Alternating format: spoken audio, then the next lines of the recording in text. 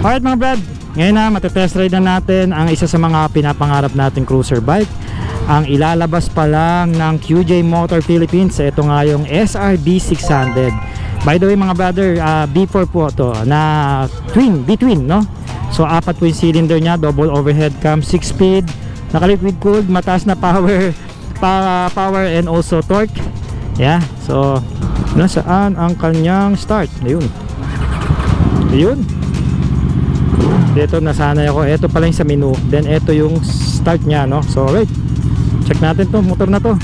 So by the way, this is QJ Motor. Shoutout sa akin Boss Alan ng Premium Gears. Ayan, no mga brad, oh. Right, picture mo na. Ching! Alright. Ayun, oh, iba manunog, oh. Tingnan mo naman. Baka barumbado nitong motor na to. Okay, this is a cruiser bike and I guess naka-put forward tayo rito. I'm only 5'4", sakto ang aking mga paa sa put forward setup nya, no? Pinahinto tayo rito ng event organizer. Yan. Yeah, sakto, okay naman sa akin. Fit ako dun sa motor. At kung ako ang isang 5'4", wala na akong babaguhin dito, no? At siguro konting accessories lang sa akin tong motor na to kasi cruiser na eh. Yeah. Well, ang ko kasi ginagamit na to kanina pa. So mararamdaman kaagad natin yung engine temperature ng motorsiklo mga brad. Slow speed, magaan siya, parang di ka nagmamaneho na isang 600cc na cruiser bike. Nimble niya, bibihira ako makakita ng isang cruiser na magaang pag tumatakbo ng below 30. Preno niya sa unahan medyo malalim lang, something na need ng adjustment. Sa aero riding ergonomics mga brother, wala akong say dito. Ang comfy ng seats, no, sa malalaking tao goods to.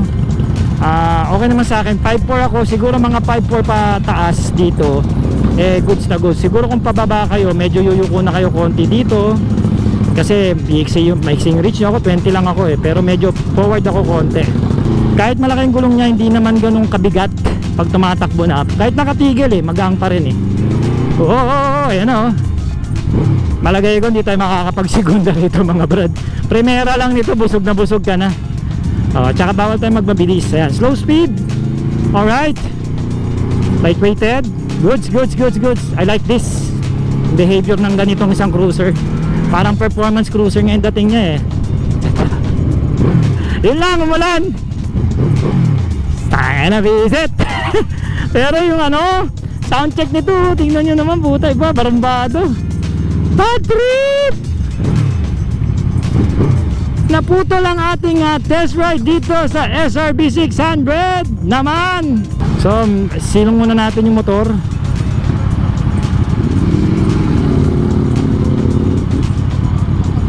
Yan, dito muna tayo. Silong muna natin sila.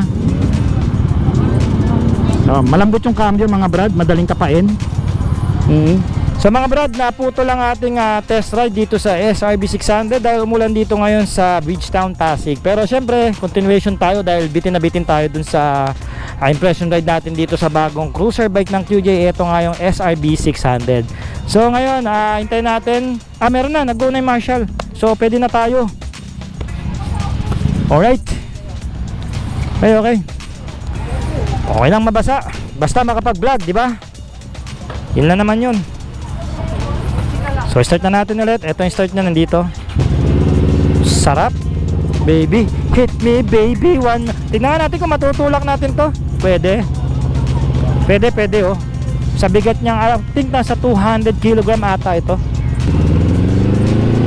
Okay, itong motor na to mga brothers on the wheels, isang cruiser bike, no? Para sa akin, malaking cruiser bike na to, 600 na At saka B4 engine kasi to, 4 na piston na B-twin, no? Yun ang niya. Acceleration nito, ang lakas. Primera pa lang, parang kaya na mag-100. Sold na ako rito sa primera pa lang. Preno niya, okay din. Ang napakalakas, lalo na pagka front brakes ang ginagamit mo, sobrang kapit. Sa likod naman, sakto lang sa akin. Pero yung harapan niya, medyo bigyan nyo lang ng konti dahil malakas ang preno niya. Riding ergonomics nito, put forward ka, upright naman, medyo forward lang ako ng konti, no, kasi maiksi lang yung reach ko. Ayun, ano siya, oh, inuubo-ubo siya, oh, pagka 20 kilometers per hour lang, oh. Gusto niya mga around 30. Pero yung agility niya sa akin, parang 400cc lang na cruiser bike. Magaan siya kahit 20 to 30 na takbuhan, wala siyang laban sa manibela niya, mga brad. Okay na okay tong motor na to. Ito, slow speed na cornering. Oh, hindi ko binababa yung pa ako. Okay. Lightweighted to. Goods na goods. Nag-enjoy ako, basta cruiser kasi. Iba talaga yung ano ko rito sa mga motor nila. Basta pag cruiser, iba talaga approach ko. Malapit talaga puso ko dito. Ayan, oh, slow speed men, oh. Shock pack. Alright. Tapos yung acceleration, meron to. Baka primera pa lang nito, iwan na kaluluwa eh. Alright, so isang ikot na lang mga brothers. Balik na natin to. Baka sabihin tagal natin mag-review eh. Alright. Goods na goods. Okay ba, diba? Iba yung ano niya, bawal na mag-rev kasi naano tayo ng Marshall eh. Pero pagka dinadama natin yung kanyang muffler, oh, konting piga pa lang, oh. Goods na. Alright. King! Ang ating cameraman, Lark Sork, shoutout sa'yo, anak. Pero pag ito motor ko for recommendation, sa 5.4 na in height na katulad ko, madali nyo po itong mamamanage. Malaki lang po siya tignan, parang nakaka-overwhelm lang pag nakikita mo siya in person. Pero once na sinakyan mo na yung motorsiklo, maano mo kagad, ma-appreciate mo, puta, hanggang lang pala nito. Ayos na ayos, no? Umaga pag nakita mo kasi siya, matatakot kayo, uy, laki nito Pero pag ano na, goods na goods, no? So mga brothers, maraming salamat po sa pagsama nyo sa ating impression ride dito sa SRB 600 ng Bristol. At ito po daw ay magiging available sa month ng August ngayong taon 2024. So sa mga gustong umorder mga brothers, pwede po nyo akong kontakin. Ayan, tulungan ko po kayo, wala namang problema dyan, basta hindi tayo ganun ka-busy. Alright? So ibang motor naman tayo, sabot naman tayo ng Suzuki